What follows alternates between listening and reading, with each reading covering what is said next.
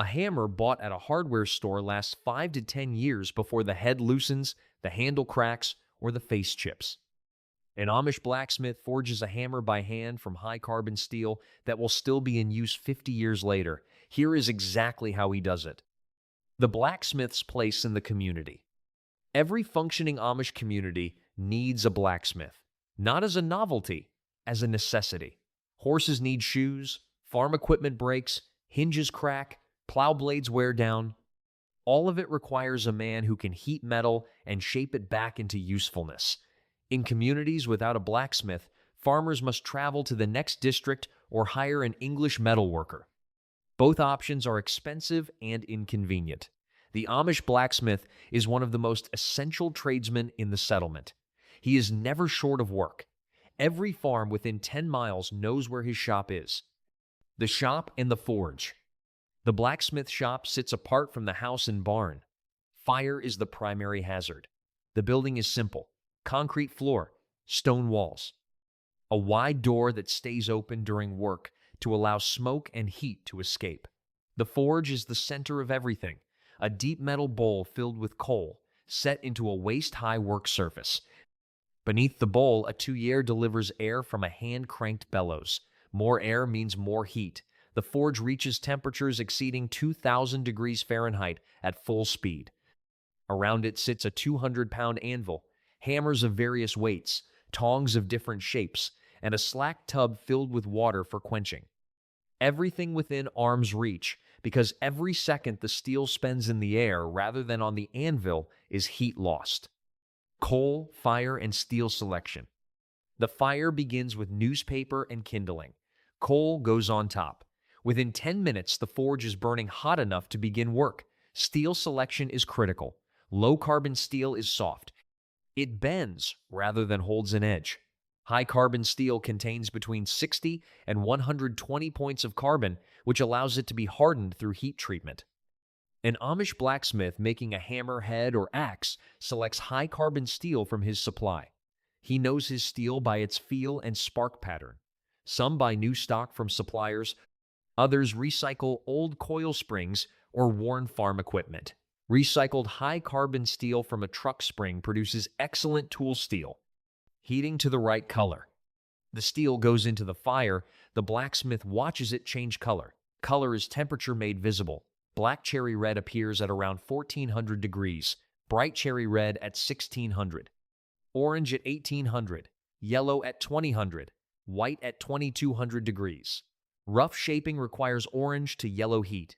Fine detail work requires lower orange. Welding requires white heat. The blacksmith pulls the steel when the color tells him it is ready, not when a timer goes off. This judgment develops over years of daily work. A beginner pulls too early or leaves it too long. An experienced Amish blacksmith reads the color instinctively and moves to the anvil without hesitation. Hammer work on the anvil. The steel comes out of the forge glowing orange and goes directly onto the anvil. The blacksmith strikes immediately. Each blow is deliberate and placed exactly where the metal needs to move. Heavy blows move large amounts of material. Lighter blows refine the shape. The anvil supports the steel from below while the hammer drives from above. The horn handles bending and curves. The hardy hole accepts cutting chisels and bending jigs. The blacksmith works in short bursts of 8 to 12 strikes, then returns the steel to the fire before it cools too far. Forcing cold steel causes internal cracking that weakens the tool permanently. Shaping and drawing out. Making a hammerhead requires several specific operations performed in sequence. First, the rough block of steel is drawn out, meaning hammered longer and thinner to establish the basic shape. The blacksmith places the steel on the anvil edge and strikes at an angle, moving metal in one direction. He rotates the piece 90 degrees and strikes again, preventing the metal from spreading only one way.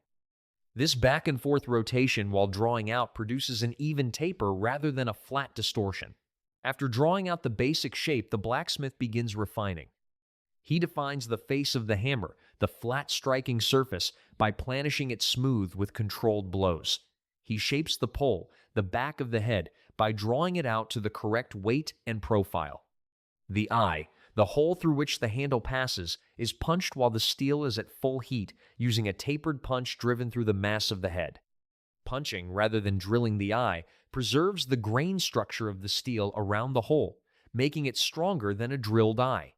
Each return to the forge and each fresh heat brings the hammerhead closer to its final form. A simple hammerhead takes 4 to 6 heats from rough stock to shaped blank. A more complex tool like an axe head or a specialized farm implement may take a dozen heats spread over several hours. Hardening the steel. A shaped tool that has not been hardened is useless. Soft steel bends, mushrooms, and dulls under use. Hardening transforms the shaped steel into a tool that holds its edge and withstands repeated impact. The hardening process begins by heating the tool to a specific temperature.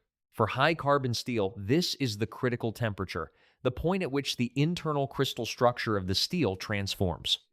This temperature corresponds to a bright cherry red to orange color depending on the carbon content. The blacksmith heats the tool evenly across the section that needs to be hard.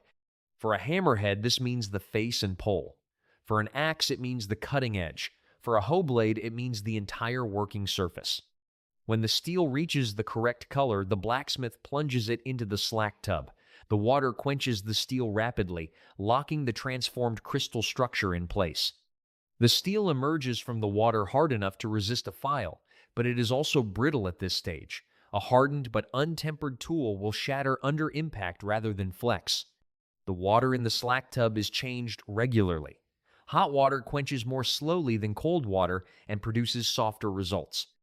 The Amish blacksmith keeps his slack tub at the coolest temperature practical, adding fresh water when the tub warms from repeated quenching during a long work session. Tempering by eye. After hardening, the steel must be tempered. Tempering reduces the brittleness created by hardening while preserving most of the hardness. It involves reheating the hardened steel to a lower temperature and allowing it to cool. The challenge is achieving exactly the right temperature for the intended use. Too little tempering leaves the tool too brittle. Too much tempering removes too much hardness, and the tool dulls quickly. Modern machinists use ovens with precise temperature controls for tempering. Amish blacksmiths use color. After hardening and cooling, the blacksmith polishes a small area of the tool surface with an abrasive stone until it is bright and shiny. He then holds that area near but not in the forge fire, allowing heat to travel slowly into the steel from a cooler section. As the temperature rises, oxide colors appear on the polished surface in sequence.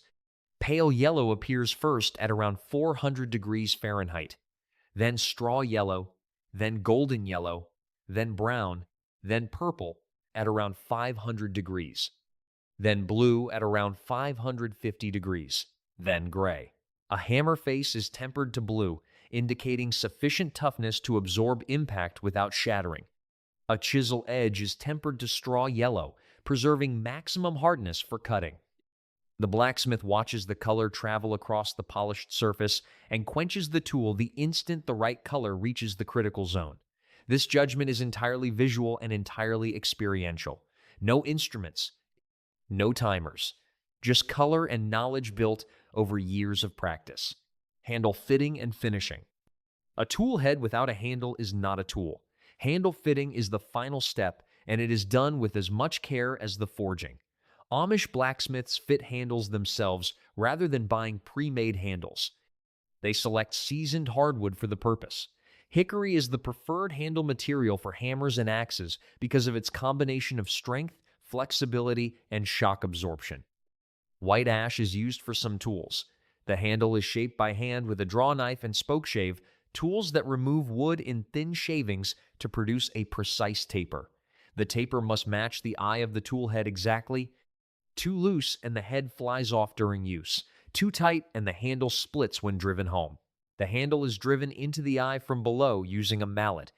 As it seats fully, a wooden or steel wedge is driven into a saw kerf cut in the top of the handle, spreading the wood inside the eye and locking the head permanently in place. The fit between handle and head is tested by striking the end of the handle against a hard surface. If the head is secure, it does not move. If it shifts even slightly, the wedge is driven deeper or replaced. After fitting, the handle is smooth with progressively finer abrasives and finished with linseed oil rubbed in by hand. The oil penetrates the wood grain, conditioning it against moisture and preventing splitting. A properly fitted and finished handle on an Amish forged tool feels entirely different from a factory handle. It fits the hand naturally. It absorbs shock rather than transmitting it. It is made to last as long as the head it carries. Why it lasts 50 years. A hardware store hammer costs $15 to $30 and is made from drop-forged steel in a factory using automated processes. The steel used is adequate but not exceptional. The heat treatment is performed in batches by computer-controlled ovens that bring every tool to the same standard temperature regardless of the individual variation in the steel. The handle is made from compressed wood fiber or low-grade hickory fitted by machine to tolerances that allow mass production. The result is a tool that works acceptably for years but eventually fails. The face chips, the handle loosens, the eye cracks, the tool is discarded and replaced. An Amish forged hammer costs more in labor, but nothing in materials beyond the steel and wood. The blacksmith selects his steel by knowledge and experience, choosing stock with the right carbon content for the application. He heats and hammers each tool individually, reading the color and adjusting his technique to the specific piece in his tongs. He hardens and tempers by eye, judging each tool on its own merits rather than applying a uniform process to a batch of identical parts. He fits the handle by hand to that specific head. The result is a tool that reflects the judgment and skill of the man who made it. The steel is fully consolidated with no internal voids from rapid factory forging.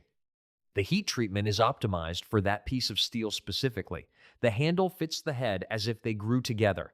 50 years of use does not destroy this tool. It only improves the handle as the wood darkens with oil and sweat and the face develops the slight polish of long service. The tool is repaired if needed. The handle is replaced when it wears out. The head continues. This is what hand-forged means, not a marketing phrase, a description of how a tool built by a skilled man from known materials using mastered techniques outlasts everything the factory produces by decades. When an Amish blacksmith makes a tool, it is not a romantic exercise in nostalgia.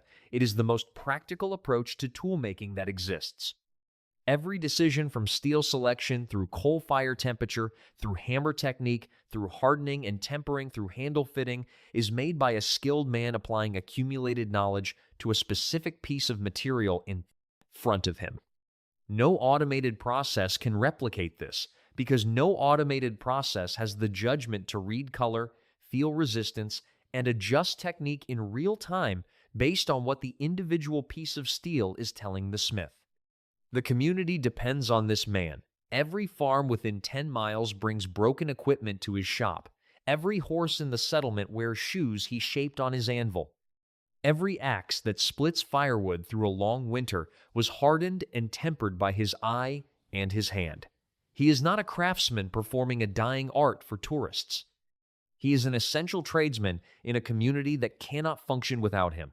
The tools he makes last 50 years, not because of magic, but because of mastery.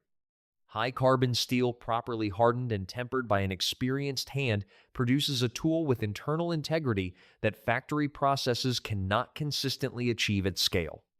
The handle fitted by hand to that specific head using seasoned hickory conditioned with linseed oil will outlast 3 generations of factory handles. This is not my opinion. It is the experience of every Amish family that has used the same hammer for 2 generations and expects to pass it to a third. One man, one forge, one tool at a time. Built to last as long as the family that uses it.